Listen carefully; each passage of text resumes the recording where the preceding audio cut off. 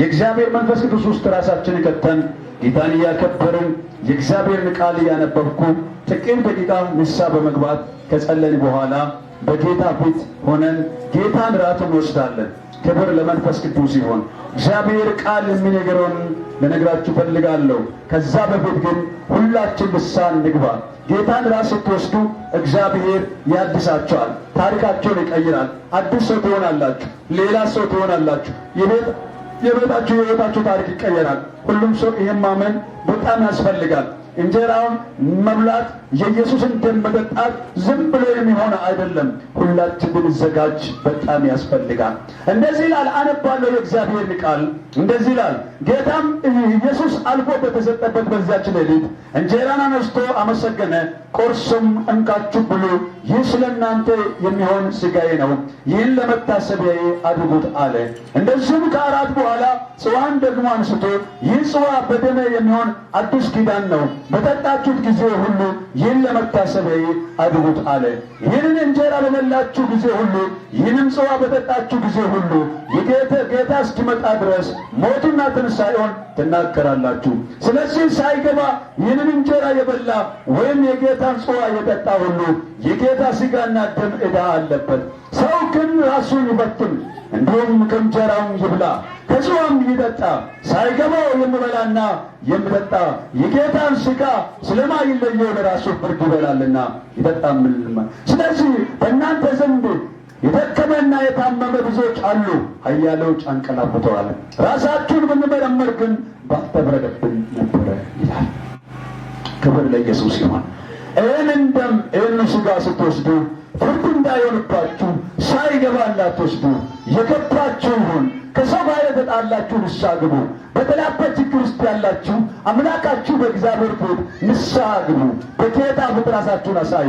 ከሰው ጋር የተጣላችሁ ራሳችሁ እዚህ ማታገኙ ከሆነ ጌታ ሆይ እኔ ምሕረት አድርጋለሁ፣ እኔን ምሕረት አድርግልኝ፣ እኔን ይቅር በለኝ ብላችሁ በጌታ ፊት ብትጸልዩ በጌታ ፍቅር ላሳስባቸው ፈልጋለሁ። እኔ በደለኛ ነኝ፣ እኔ ኃጢአተኛ ነኝ። ደሜን ልጠጣ ሥጋዬን ልበላ የተኛው ጥሩ ነገር አለኝ? የተኛው ጽድቅ አለኝ? እኔ ምን ያክል በደለኛ ቢሆንም ምንም ያክል ኃጢአተኛ ቢሆንም አንተ ግን ያው አምላክ ስለሆንክ አንተ ግን ደሜ ዛሬም ትኩስ ስለሆነ ይህንን እውነተኛውን ደሜን ልወስድ ነውና እኔ ኃጢአተኛውን ይቅር በለኝ፣ ደሜን ስወስድ ደግሞ ኃይል አድርገኝ፣ ደሜን ስወስድ ደግሞ ጉልበት አድርገኝ እያለን በአምላካችን በእግዚአብሔር ፊት ራሳችን እያሳየን በደንብ እንጸልያለን። ክብር ለመንፈስ ቅዱስ ይሁን። ጽዋውን እና ደግሞ እራቱን አመስግኜ ከጸለይኩ በኋላ እናንተ በሰልፍ እየመጣችሁ ትወስዳላችሁ። አጥብቄ እንደ እግዚአብሔር ሰው እንደ ቤተ ክርስቲያን መሪ አደራ ልላችሁ የምፈልግ ነገር ቢኖር አደራ ልላችሁ የምፈልግ ቢኖር ሳይገባችሁ እንዳትወስዱ፣ ፍርድ እንዳይሆንባችሁ። ሁሉም ሰው ራሱን ይመርምር። በቃ ንስሐ ግቡ። በደላችሁ በእግዚአብሔር ፊት ተናገሩ። የተራበ ሰው በቤቱ ይብላ፣ የተጠማውን በቤቱ ይጠጣ።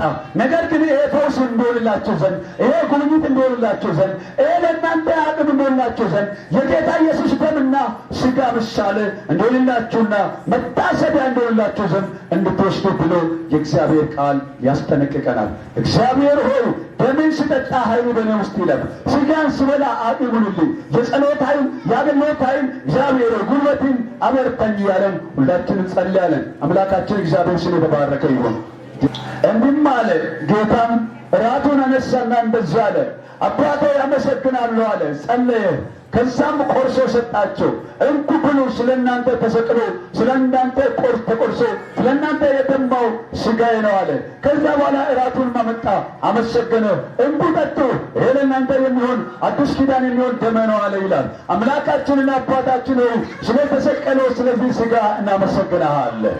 አሜን በሉ፣ ጮክ በሉና ስለተሰቀለው ስለዚህ ሥጋ አመሰግንሃለሁ።